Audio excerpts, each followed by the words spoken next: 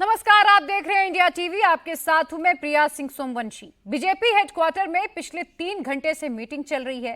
प्रधानमंत्री नरेंद्र मोदी, गृह मंत्री अमित शाह, बीजेपी अध्यक्ष जेपी नड्डा और संगठन महामंत्री बीएल संतोष के साथ बीजेपी की टॉप लीडरशिप इस वक्त एक साथ एक ही हॉल के भीतर मौजूद है। बीजेपी के सारे मुख्यमंत्री भी वहीं पर हैं, सारे उप मुख्यमंत्री भी मौजूद हैं और सबकी निगाहें टिकी हैं योगी आदित्यनाथ पर। बीजेपी मुख्यमंत्री परिषद की बैठक की कुछ तस्वीरें बाहर आई हैं। वहां क्या बातें इस वक्त हो रही हैं, कैमरे पर ये आपको कोई भी नहीं बताएगा, लेकिन हम आपको बता रहे हैं कि यूपी पर फैसला हो चुका है। योगी हैं, योगी ही रहेंगे। 2027 का चुनाव भी योगी ही लड़ेंगे। यूपी की पूरी स्टोरी समझनी है तो आपको ये रिपोर्ट जरूर देखनी चाहिए। मोदी प्लस योगी सबसे उपयोगी। बीजेपी यूपी में ये फॉर्मूला नहीं छोड़ेगी। सीएम योगी है, सीएम योगी ही रहेंगे। उत्तर प्रदेश में मुख्यमंत्री पद की कोई वैकेंसी नहीं है। अभी 15 साल तक नो वैकेंसी का बोर्ड है विपक्ष के लिए उत्तर प्रदेश में। 2/3 नहीं 3/4 2027 का लक्ष्य है।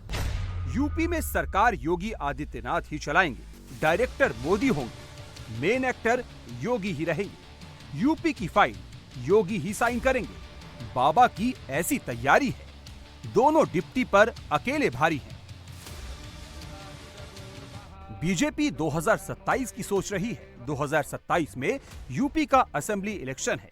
2029 का पार्लियामेंट्री इलेक्शन जीतने के लिए 2027 का यूपी इलेक्शन जीतना जरूरी है और 2027 जीतने के लिए मोदी और योगी का कॉम्बिनेशन जरूरी है।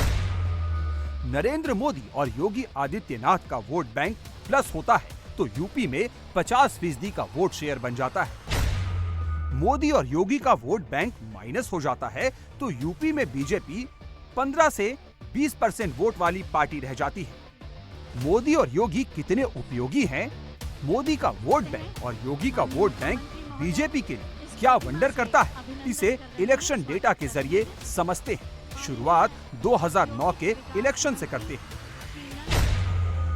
2009 के लोकसभा चुनाव में बीजेपी के पास नेशनल लेवल पर मोदी का फेस नहीं था। यूपी में योगी आदित्यनाथ का फेस नहीं था। उस चुनाव में बीजेपी को 20% का वोट शेयर मिला था और यूपी की 80 सीटों में से बीजेपी को केवल 10 सीटों पर जीत मिली थी। 2009 के बाद आया 2012 का यूपी असेंबली इलेक्शन। बीएसपी की मायावती सरकार के खिलाफ जबरदस्त एंटी इनकम्बेंसी वाला चुनाव। बीजेपी के पास मौका था लेकिन उस मौके को भुनाने वाला नेता नहीं था। 2009 की तरह 2012 के यूपी चुनाव में भी बीजेपी फेसलेस थी। 2012 में भी मोदी योगी नहीं थे। उस चुनाव में बीजेपी को वोट मिले 15% और सीट मिली 403 में से 47। फिर आया 2014 का लोकसभा चुनाव।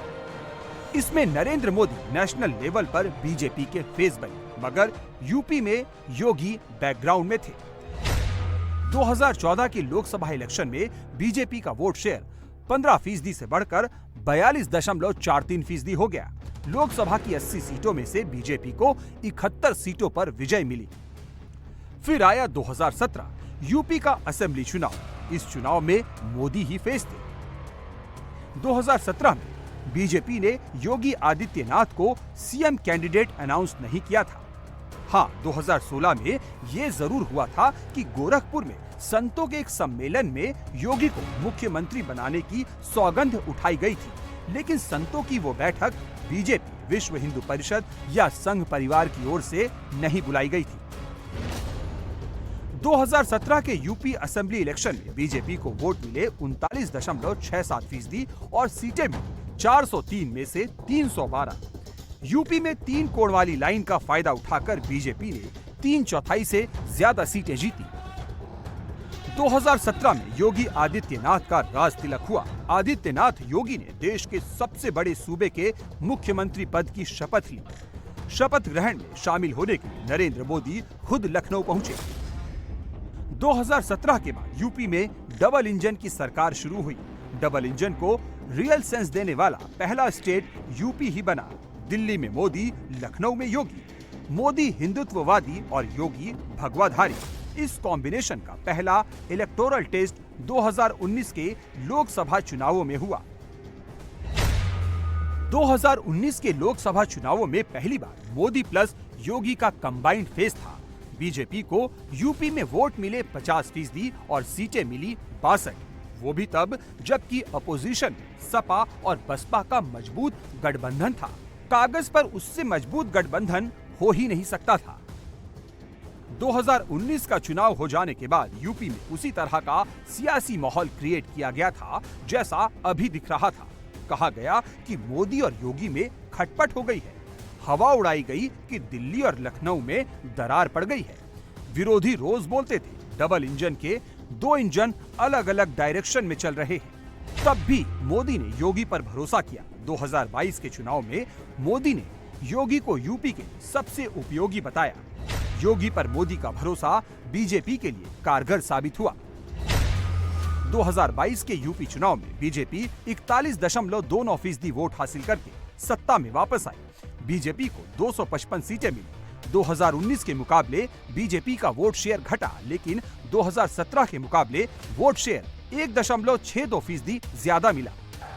मैं आदित्यनाथ योगी 2022 में बीजेपी पहली बार यूपी में बैक टू बैक चुनाव जीती और योगी आदित्यनाथ 5 साल का फुल टर्म पूरा करने के बाद चुनाव जीतकर दूसरी बार शपथ लेने वाले पहले मुख्यमंत्री बने। सच्ची श्रद्धा और निष्ठा रखूंगा। मैं भारत की प्रभुता और अखंडता अक्षुण्ण रखूंगा। इसके बाद आया 2024 का चुनाव। रिजल्ट सबको पता है। 2024 में बीजेपी यूपी में नंबर 2 की पार्टी हो गई। सपा को 37 सीटें मिली तो बीजेपी को सिर्फ 33 सीटें मिली। फिर भी बीजेपी ने 41.37% का वोट शेयर मेंटेन किया। पिछले 6 चुनाव में उत्तर प्रदेश का पॉलिटिकल कलर ऐसे बदलता रहा। 2019 में यूपी ऐसा था, भगवा केवल 1/8 था। 2012 में यूपी में भगवा 1/8 था। 2014 में यूपी भगवामय हो गया। 2017 में भगवा चढ़ गया। 2019 में भगवा फिर छा गया। 2022 में भगवा रिटर्न हुआ। 2024 में भगवा कम और लाल रंग ज्यादा हो गया। योगी के विरोधी बार बार यही बता रहे हैं कि 24 में मोदी भी थे, योगी भी थे। फिर भी बीजेपी नंबर 2 हो गई। विरोधी दलों के नेता योगी आदित्यनाथ की गलती बताते हैं, वो योगी सरकार की कमियां गिनाते हैं। मगर प्रधानमंत्री नरेंद्र मोदी तो अब भी योगी आदित्यनाथ पर ही भरोसा करते हैं। योगी पर मोदी के भरोसे के पीछे वोट परसेंट का लॉजिक है। योगी ने यूपी में बीजेपी को कभी भी 40% वोट शेयर से नीचे नहीं जाने दिया। 2019 में 20%, 2012 में 15%, 2014 में 42.63%, 2017 में 39.67%, 2019 में 50%, 2022 में 41.29% और 2024 में 41.37% वोट हासिल हुए। इनमें से आखिरी 3 चुनाव में यूपी में योगी आदित्यनाथ ही फेस थे। योगी के अलावा यूपी में बीजेपी के पास अभी जो भी नेता है, उनकी पूरे उत्तर प्रदेश में पर्सनल अपील तक नहीं है। उनके पास इतना पॉलिटिकल कैलिबर नहीं है कि वो 40% प्लस का वोट शेयर दिला सके। केशव मौर्य पिछड़ों के नेता बनते हैं, लेकिन बीजेपी को पूरे मौर्य वोट नहीं दिला पाए। बीजेपी अपने नीति नियत और नेतृत्व बीजेपी का तय है। माननीय प्रधानमंत्री जी के सबल नेतृत्व में बीजेपी बहुत अच्छा काम कर रही, वर्तमान में भी और आगे भी आपको देखने को मिलेगा। अभी 15 साल तक नो वैकेंसी का बोर्ड है विपक्ष के लिए उत्तर प्रदेश में। 2/3 नहीं 3/4 2027 का लक्ष्य है। और जितना ये दुष्प्रचार करेंगे, भाजपा अफवाहों के आधार पर नहीं चलती, भाजपा क्रिया और कर्म के आधार पर चलती है। कोई मानो किसी दूसरे काम में रहा हो, किसी कारण से नहीं आया हो, मैं भी उप मुख्यमंत्री रहा हूं, कई बार मैं बैठकों में इसलिए नहीं जा पाया कि मेरे दूसरे कार्यक्रम पार्टी नहीं लगा रखे थे। हर चीज की प्रचार नहीं होता, कब किसको कहां पर क्या जाना है ये पार्टी का संगठन तय करता है। मार्गदर्शन में केंद्रीय नेतृत्व के अच्छा काम योगी जी की सरकार कर रही है और आने वाले 10-15 वर्षों तक अभी सपा के जो भी सपने हैं, हसीन सपने हैं, वो केवल रात वाले होंगे। सुबह आने पर उनको भाजपा रूपी सरकार ही दिखाई पड़ेगी, वो बिखरते हुए दिखाई पड़ेगी। बीजेपी हेडक्वार्टर में नरेंद्र मोदी के साथ बीजेपी के मुख्यमंत्रियों और उप मुख्यमंत्रियों की बैठक की ये तस्वीरें गौर से देख लीजिए। कुछ और कहने की जरूरत ही नहीं है, तस्वीर सारी कहानी बयां कर रही है। योगी की पोजीशन देख लीजिए, यूपी के दोनों उप मुख्यमंत्री कहां बैठे हैं ये भी देख लीजिए, सब कुछ समझ में आ जाएगा। योगी बीजेपी मुख्यमंत्रियों में सबसे आगे है। नरेंद्र मोदी भी जानते हैं कि योगी होने की इंपॉर्टेंस क्या है। यूपी से माफिया को मिटाने वाले मुख्यमंत्री की पॉपुलैरिटी क्या है। मोदी को मालूम है कि गैंगस्टर्स के गले में तख्ती डालकर घुमाने वाले और यूपी की महिलाओं को सिक्योर होने की फीलिंग कराने वाले सीएम को छूने में कितना डेंजर है। नरेंद्र मोदी किसी भी कीमत पर अरविंद केजरीवाल की बात को सच नहीं होने देंगे। आपको याद होगा, कोर्ट के ऑर्डर पर लोकसभा चुनाव प्रचार के लिए केजरीवाल को जब जमानत दी गई थी तो उन्होंने ये कहकर सनसनी मचा दी थी कि चुनाव खत्म होने के 2 महीने बाद ही मोदी योगी को हटा देंगे। योगी आदित्यनाथ यूपी बीजेपी में सबसे ज्यादा बड़े क्राउड पुलर लीडर हैं। यही वजह है कि नरेंद्र मोदी के बाद सबसे ज्यादा डिमांड चुनाव प्रचार में अगर किसी की रहती है तो वो है उत्तर प्रदेश के मुख्यमंत्री योगी आदित्यनाथ की। इसका अंदाजा आप इसी बात से लगा सकते हैं कि 2024 के चुनाव में 54 दिनों में 12 राज्यों में योगी आदित्यनाथ ने 170 जनसभाएं की। योगी आदित्यनाथ की डिमांड हर क्षेत्र में सबसे ज्यादा रहती है और कैंडिडेट चाहते हैं कि योगी उनके क्षेत्र में आकर के चुनाव प्रचार करें। इसका सीधा असर ये होता है कि अगर उत्तर प्रदेश में योगी मजबूत होते हैं तो यूपी बीजेपी मजबूत होगी, और योगी अगर उत्तर प्रदेश में कमजोर होते हैं तो यूपी बीजेपी पूरी तरीके से कमजोर नजर आएगी। अब स्टोरी को जरा दूसरे पर्सपेक्टिव से देखिए। उत्तर प्रदेश में कांग्रेस को रिवाइव करने निकले राहुल गांधी के लिए ये गोल्डन अपॉर्चुनिटी है। बीजेपी अगर अंदरूनी लड़ाई में उलझी रही तो राहुल के लिए रास्ता आसान हो जाएगा। 2 महीने तक यूपी में कांग्रेस का सिर्फ 1 सांसद था, आज यूपी में कांग्रेस के 6 सांसद हैं। यूपी में राहुल कांग्रेस के पुराने फॉर्मूले पर चल रहे हैं। उनके एजेंडे में दलित और मुस्लिम वोट है। दलित आउटरीच के सहारे राहुल कांग्रेस का दलित वोट बढ़ा रहे हैं। मुस्लिम आउटरीच से वो अल्पसंख्यकों के वोट जोड़ चुके हैं। समाजवादी पार्टी के चीफ अखिलेश यादव कुछ और कर ही नहीं रहे, वो सिर्फ पिछड़ा पिछड़ा और योगी योगी कर रहे हैं। बीजेपी का लीडर हिला दो और बीजेपी का वोट बैंक हिला दो। अखिलेश यादव ने अगर ये काम सक्सेसफुली कर लिया तो 2027 का चुनाव समाजवादी पार्टी के लिए आसान हो जाएगा। सुनने में आया कि मौर्य जी मोहरा हैं, दिल्ली के वाईफाई के पासवर्ड हैं। अगर दिल्ली वाले किसी से मिलते हैं तो लखनऊ वाले भी मिल रहे हैं किसी से। तो बताओ सरकार चलेगी ऐसे? क्या सरकार चलेगी बताओ? और जिन्होंने बिगाड़ा है सब कुछ, क्या वो लोग ठीक करेंगे? और सबसे गंभीर सवाल मैं आपके सामने रखता हूं, तो यूपी ऐसे नहीं चलेगा। यूपी की जनता को इन्होंने धोखा दिया है। इसलिए आप खेल देखिए, दिल्ली के वाईफाई के पासवर्ड में। दिल्ली टेस्ट में योगी पास हो गए, लेकिन लोकतंत्र में टेस्ट कभी खत्म नहीं होते। एक के बाद एक एग्जाम चलते ही रहते हैं। योगी को भी आगे एग्जाम देना है। 2027 के असेंबली इलेक्शन से पहले 10 सीटों का उपचुनाव है। योगी के सामने परफॉर्म करने का चैलेंज है। योगी की तैयारी क्या है? योगी आदित्यनाथ प्रधानमंत्री नरेंद्र मोदी से मिलने पहुंचे तो एक फाइल लेकर पहुंचे। उस फाइल में योगी क्या रिपोर्ट लेकर पहुंचे? 2024 के चुनाव पर यूपी में 3 रिपोर्ट बनी है। पहली रिपोर्ट बीजेपी के संगठन महामंत्री बीएल संतोष ने बनाई। बीएल संतोष इसके लिए 2 दिन तक लखनऊ में रहे।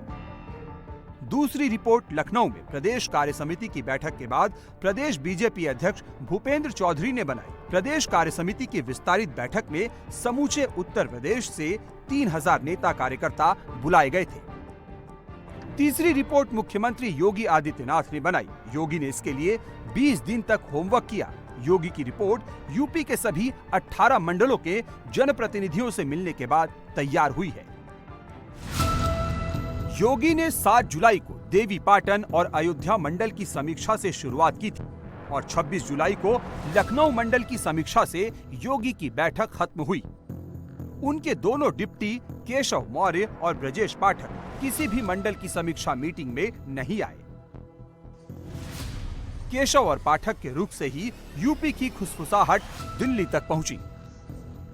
नीति आयोग की गवर्निंग काउंसिल की बैठक में योगी आदित्यनाथ ने उत्तर प्रदेश में क्राइम को कैसे कंट्रोल किया गया इसको पूरी तरीके से हाईलाइट किया। योगी ने काउंसिल की बैठक में बताया कि उत्तर प्रदेश में कैसे अपराधियों को जेल में डाला गया, कैसे उनकी संपत्ति को जब्त किया गया और कैसे उत्तर प्रदेश ने अपराधियों के खिलाफ जीरो टॉलरेंस की नीति अपनाई है। योगी ने यह भी बताया है कि इससे कैसे गुड गवर्नेंस का एक बड़ा संदेश उत्तर प्रदेश में गया है और इससे निवेश भी उत्तर प्रदेश में ज्यादा आया है। यही वजह है कि उत्तर प्रदेश में निवेश के अवसर बढ़े, रोजगार के अवसर बढ़े और उत्तर प्रदेश की इकोनॉमी भी पहले से काफी ज्यादा बेहतर हुई। योगी आदित्यनाथ अपने रास्ते चल रहे हैं। लखनऊ से दिल्ली रवाना होने से पहले भी वो प्रदेश भर के जनप्रतिनिधियों को टास्क देकर आए। यूपी बीजेपी के एमपी, एमएलए और एमएलसी ने योगी को अपने अपने क्षेत्र के मुद्दे और जनता की अपेक्षाएं बताई। योगी ने उनसे अगले चुनाव की तैयारी करने को कहा। पिछले चुनावों के वोटिंग पैटर्न का एनालिसिस करें और उस एनालिसिस के आधार पर अपनी स्ट्रेटेजी बनाएं। मुख्यमंत्री ने बीजेपी नेताओं को कुछ सलाह भी दी है। क्या बाबा का यही चुनावी नुस्खा 2027 में जीत दिलाएगा? बीजेपी के एमपी, एमएलए सरकार के विकास कार्यों को हाईलाइट करें। बीजेपी नेता हर स्तर पर विपक्ष की अफवाहों का जवाब दें।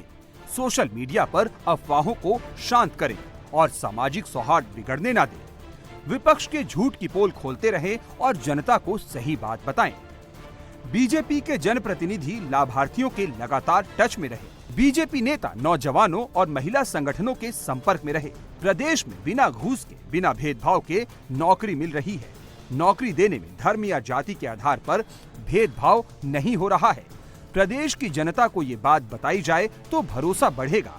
अफसर अपने अपने क्षेत्र के विकास कार्यों की नई रणनीति बनाएं। जो अफसर वेलफेयर स्कीम लागू करने में कोताही बरतते हैं उन पर एक्शन लिया जाएगा। योगी ने जो रिपोर्ट प्रधानमंत्री को दिखाई है उसमें केवल पीछे की बात नहीं है, योगी की रिपोर्ट में आगे का प्लान है। योगी के विरोधी समस्या बताते हैं, योगी समाधान के साथ बात करते हैं। काम करेंगे तो वोट मिलेगा। योगी का ये फॉर्मूला ही नरेंद्र मोदी का भी फॉर्मूला है।